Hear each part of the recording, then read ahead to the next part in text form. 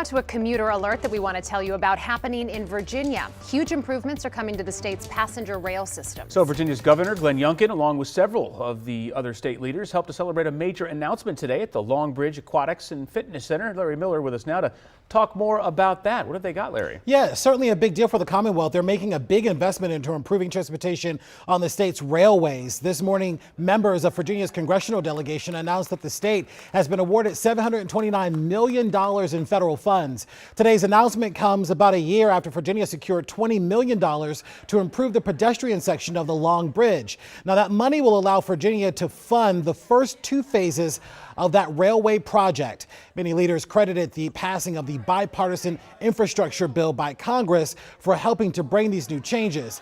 G.J. Statler is the executive director of the Virginia Passenger Rail Authority. He spoke about how the new construction will improve overall railway services. This is great news for Virginia, but it's also great news for the region.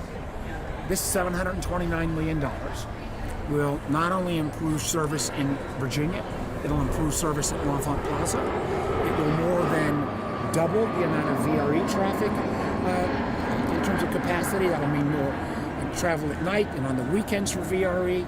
It also unlocks not just the north-south corridor, but as Virginia Rail, passenger rail goes west, Charlottesville, Lynchburg, Roanoke, down to Blacksburg.